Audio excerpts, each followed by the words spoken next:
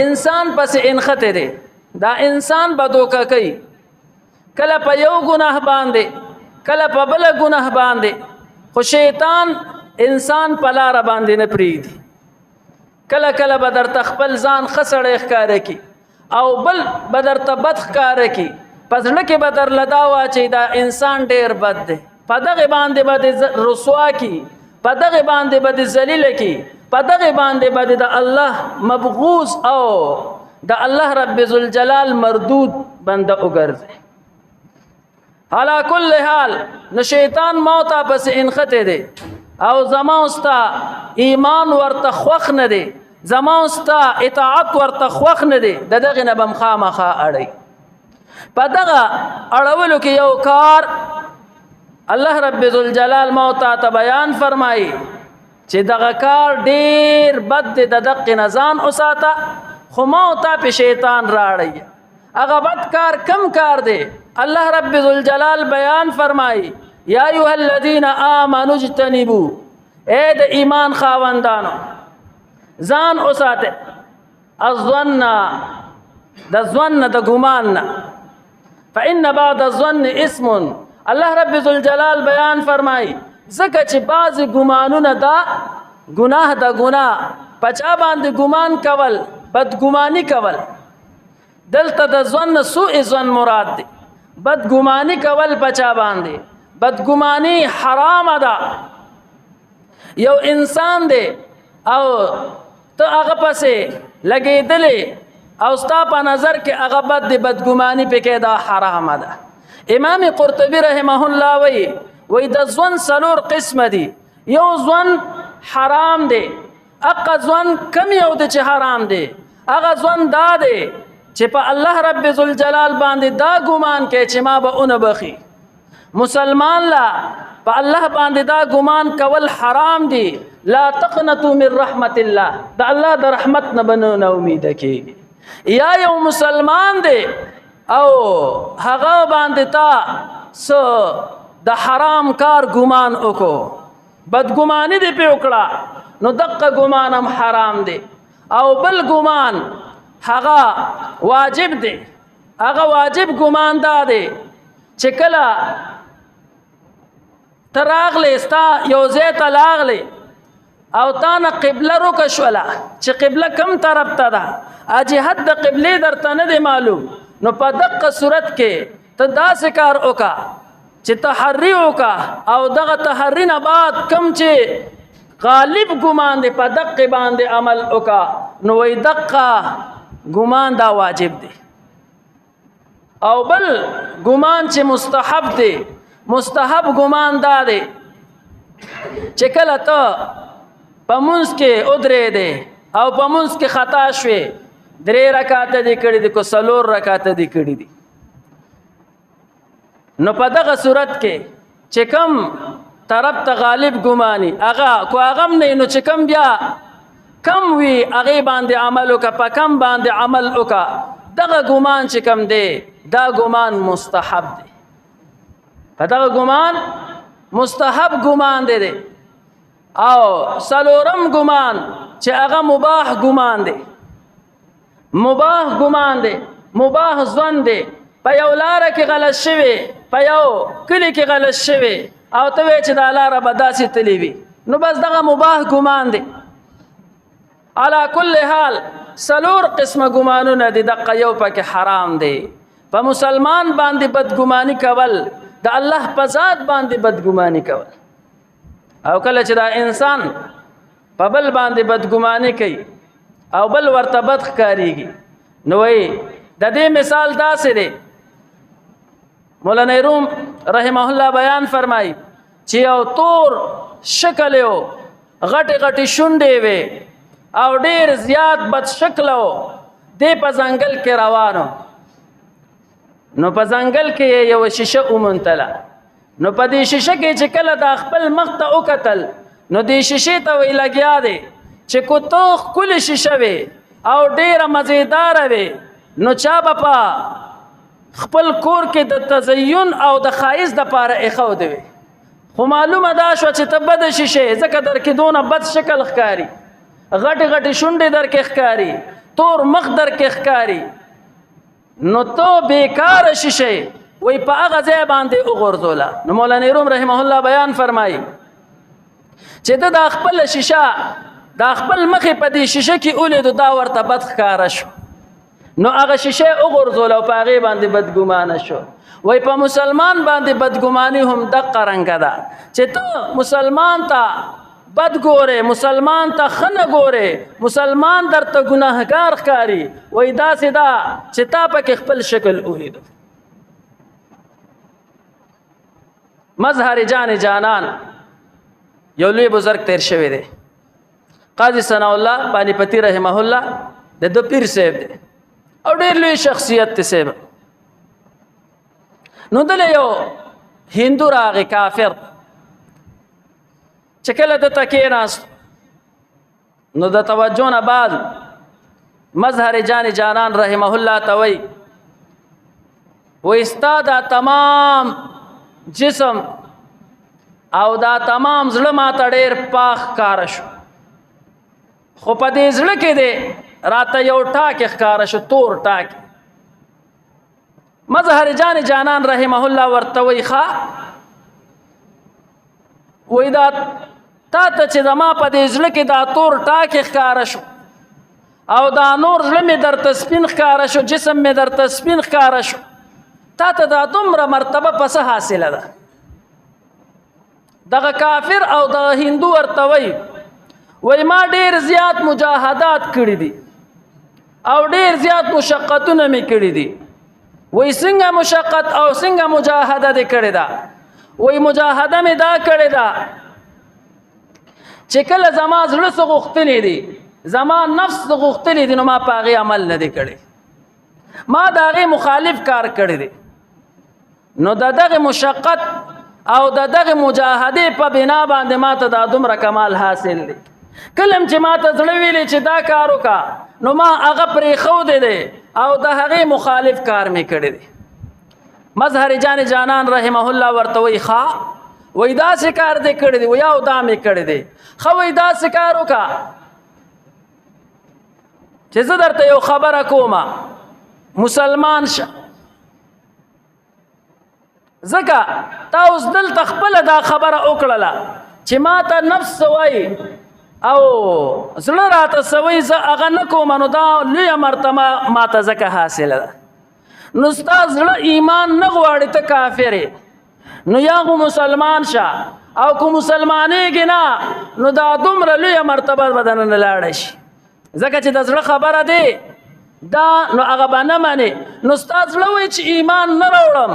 کافر خیمه نو زه ایمان راوړه نو دا خپله مرتبه به درته پاتې شي او کو ایمان نه راوړې نو د مرتبې نه خلاصېږي. دغه هندو د کافر چې سوچ کو واقعي زړه خو مې راته وایي چې ایمان مه راوړه خو که اوس ایمان نه راوړم نو دا دومره مرتبه چې ما ته حاصله ده دا دومره لوی مقام چې ما ته حاصل دی د دې نه خلاصېږم. د بزرګانو په هر کار کې لوی نظر او لوی مصلحت پکې پروت دی. دغه هندو وایي زه ایمان خو مې زړه نه غواړي خو د خپلې مرتبې نه خلاصېږم او د خپل کمال نه خلاصېږم. کلمه راته ووایه کلمه شهادت راته ووایه چې مسلمان شمه. مظهر جان جانان رحمه الله ورته وایي ورشه پاک اولامبا پاکې اولامبل راغې مظهر جان جانان رحمه الله ته کېناستو. مظهر جان جانان رحمه الله ورته کلمه شهادت وایي دغه هندو ورپسې کلمه شهادت وایي دغه کافر ورپسې کلمه شهادت وایي مسلمان شو. مظهر جان جانان رحمه الله ورته وایي زه اوس زما دې زړه ته توجه او نظر وکړه اوس خو مسلمان شو هغه مرتبه ورته حاصله ده هغه کمال ورته حاصل دی. بیا د مظهر جان جانان رحمه الله زړه طرف ته توجه کوي. کله چې ورته توجه وکړله مظهر جان جانان ته وایي اوس دې راته زړه مکمل صفا ښکاره شو اوس هغه تور ټاکې هم ختم شو. لاول چې کوم تور ټاکې و هغه اوس نه ښکاري راته بلکل زړه دې راته صفا ښکاري. مظهر جان جانان رحمه الله ورته وایي واقعي د اوس په درته زما زړه صفا ښکاري. وایي په دې مو پوه کا لاول چې ما تا ته توجه وکړله لاول پکې دغه تور ټاکې ما ته ښکارېدو او اوس چې مې درته توجه وکړله ستا دا زړه راته بالکل صفا ښکاري. وایي دا ولې؟ مظهر جان جانان رحمه الله ورته بیان فرمایي اول چې تا ما ته توجه وکړله اول چې تا ما ته وکتل زما زړه ته دې وکتل نو تا ته زما په زړه کې خپل ځان ښکاره شو. دا تور ټاکې ستا کفر دی تا ته پکې خپل کفر ښکاره شو او چې کله تا ایمان راوړو نو هغه کفر ستا نه ختم شو ځکه تا ته زما زړه صفا ښکارېد. المؤمن مرآت المؤمن مسلمان د مسلمان آینه ده د ایمان خاون د ایمان د خاون آینه ده. یو مسلمان کې تا عیب ولیدو یو مسلمان کې تا داسې ناروا کار ولیدو بدګماني پې مه کوه. بدګماني حرامه ده لیدل هم دې نه دی او هسې خیال دې پرې راغی دقه بدګماني ده د دې نه به ځان وساتي. رسول الله مبارک بیان فرمای ایاکم والظن ځان وساتئ د بدګمانۍ نه فإن الظن اکذب الحدیث ځکه دا بدګماني چې کومه ده دا ډېرې دروغ خبرې دي ډېره دروغ خبره ده نو د بدګمانۍ نه ځان وساتئ. په نیکانو بندگانو باندې نن سبا خلک بدګماني کوي په علماو باندې بدګماني کوي عام مسلمان باندې بدګماني نه ده پکار. منګه نن را لګېدلی یو په علماو باندې بدګمانه شوي بدګماني کو او منګه څه وایو وایي دا ملا چې کوم دی دا پلان کې عالم چې کوم دی دې دا کار وکړي نو صحیح به په خپله به په ګناه کې لت پت یم د هغې را سره غم نشته دی خو زه وایم دا پلان کې ګوره دې دا کار غلط کوي دې دا کار غلط کوي دې دا کار غلط کوي. نو آیا منګه د هغه په دې کار باندې پوهېږو او که نه پوهېږو؟ علما بیان فرمایي دا ستا چې په دې عالم باندې په دې لوی سړي باندې په دې بزرګ باندې دا بدګماني پیدا شوه دا ولې پیدا شوله؟ دا ستا په نفس کې خباثت پروت دی. ابو هريره رضی الله تعالی عنہ د آقای نامدار محمد رسول الله صلی الله علیه وسلم مخ مبارک ته ګوري وای ما ته پکې د رسول الله مبارک په مخ کې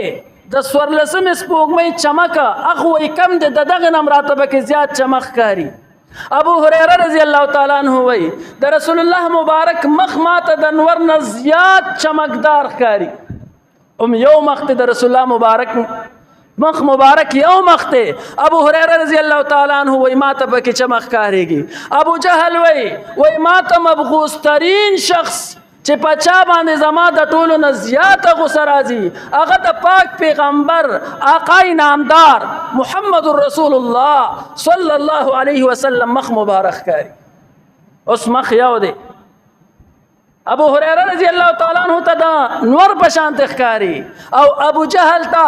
مبغوث ترین ښکاري. یو کې خباثت روکته بلکې پاکی پرتا دا الله رب ذوالجلال پکې ایمان اخو دے د ایمان پرانا باندې ورته ګوري د رسول الله مبارک مخ مبارک ورته خيسته ښکاریږي او د انور نم ورته چمکدار ښکاری. نو زما استا په نفس کې خباثت پروت دی کومه وتا تا یو لوی عالم راتا بدصورت ښکارا شو یو لوی عالم راته غلط ښکارا شو یو لوی بزرگ شخصیت کارونه راته ګډ وډ ښکارا شو نو پوه شه چې زما استا په نفس کې خباثت پروت دی او منګه په خپل کار باندې راولو منګه ورته وي چې زمنګه اومنه او نو ته بیا صحیح وای دا ځلې مې وای چې ته وایم چې دا څه کار کوا نو اله بټی کی دا پلان کې عالم دی دا پلان کې بزرگ دی. مولانا روم د دې آسان مثال بیانې او ډېر ښکلی مثال بیانې و یو اوخ روانو اوخ او دا پړې دا سره راښکلې کېدو په دې کې مګم را روانه شوه او مګې دا پړې داسې ونیو چې د اوخ دا پړې ونیو نو دا مګه ډېره خوشحاله شوه چې زه دومره لوی شخصیت مې مرید شو او راپسې به را رواني دا اوخ هم ورپسې روان دی او دا مګه تې مخکې روانه ده نو دا مخکې روانه ده او دا اوخ ورپسې دی په دې کې دریاب راغی غټ دریاب راغی وای دا اوخ رستو دی او دا مګه مخکې ده کله چې اوبه راورسېدې لوی دریاب راغی مګه ودرېدله اوخ ورته وی پیر صاحب ورځه پې که نه ته خو زما د اقتدا له راغلې زه تا پسې اقتدا کوم زما لوی مقتدا یې زما پیر صاحب یې زما استاد یې نو ما ته چلونه ښې نو زه په دې اوبو رانه ورمخکې شه هغه ورته وایي نه نشم ورتلی وایي نه ته خو زما استاد یې اوخ ورمخکې شو او اوبو ته ورغې د کونډو کونډو پورې اوبه دي دا مګې ته وایي راځه ته خو زما پیر صاحب یې ته خو زما استاد یې دومره لوی شخصیت نو زما د کونډو کونډو پورې اوبه دي نو کېدی شي چې تا ته سمونه وایي ته راځه مګه ورته وایي ستا خو د کونډو کونډو پورې اوبه دي خو که زه ورلم زما به پکې پته هم ونه لګي نو مولانا روم دقلته وایي د عوامو علماو ته دا ویل چې زما په نظریه باندې چلیږه زمونږ په دې خبره باندې عمل وکړه وایي دغه د اوښ او د مږې قصه ده چې هغه خو په دریاب باندې ورتلی شي کونډو ته اوبه رارسي او مګه پکې قدر ورتلی نشي نو عام انسان په شان د مګې د اوبو ته قدر ورکوزېدی نشي او دا د علم غر دی دی پکې ور روان دی او کونډو ته هم نه رارسي خو بیا هم زه وایم نه عالم غلط دی او زه ټیک یم ما پسې دې را روان شي حضرات الله رب ذوالجلال بیان فرمایي یا ایها الذین آمنوا اجتنبوا اے د ایمان خاوندانو ځان وساته د ګمان نه ځان وساته ولې فإن الظن اسم ځکه دا ګمان چې کوم دی دا ګناه د ګناه مفسرین بیان فرمایي کومه ګناه د بهتان دی تا ته څه پته نه لګي او ته به لګیا چې دا داسې دی او دا داسې د بهتان سزا بیا څه ده اتیا دوری د کو چرته شریعت نظام وي نو اتیا دوری دی د شریعت منګه ولې نه خوښه خو دغه وجه ده په ګناهونو کې مبتلا یو قدم په قدم را باندې حد جاری کیږي قدم په قدم را باندې قصاص جاری کیږي منګه وایو شریعت ته بیا څه ضرورت ده علا کل حال حضراتو بدګماني دا حرامه ده پچا باندې بدګماني کول دا حرامه ده او بیا علما بیان فرمای کو یو انسان غلط هم دی او تا په خو ګمان وکړو ظن المؤمنین خیره رسول الله مبارک بیان فرمای ظنو ګمان کوي په مؤمنانو باندې د خیر ګمان کوي اوس دا انسان غلط ته او تا په خو ګمان وکړو نو د قیامت په ورځ باندې بتاله وای د دې خو ګمان په وجه باندې الله رب ذوالجلال جنت درکې او جنت دې به داخل کی او کو بد ګمان دې په وکړو او دا انسان غلط هم دی الله رب ذوالجلال به د محشر په ورځ باندې تا نه گواه طلب کوي تا زما په دې باندې دا بد ګماني کړې ده تا پکې دا عیب جنی کړې ده گواه راولا نو هغه وخت به تعالی سو گواهی درکې یوم یفر المرء من اخیه وامه وابیه وصاحبته وبنیه خپل زامن به درنه تختی خپل ښځه به درنه تختی خپل بچي به درنه تختی تعالی به گواهی څوک درکړي نو کوئی انسان غلط هم دی خو ته پې ښه ګمان وکړه نو د ښه ګمان به تا ته صله میلو شي خو که بدګماني دې پې وکړه که دا انسان غلط هم دی بیا به هم تا نه ګواه طلب کېږي چې ته د څه نه وې ګواه راوله نو ځان سله هلاکو ځان سله د جهنم خشاک کو په خلکو باندې بدګماني کو په خلکو کې عیب جنی لټو اصل خبره دا ده چې ما او تا خپل ځان ته وګورو چې موږ کې کومه ګناه شته هغه د ځانه لري په بل باندې بدګمانۍ ته ضرورت نشته دی د دغه تپوس په الله رب ذوالجلال د هغه نه کوي ما او تا نه به الله رب ذوالجلال د خپل ګناه تپوس کوي الله رب ذوالجلال دې موږ ته د خپل اصلاح توفیق راکړي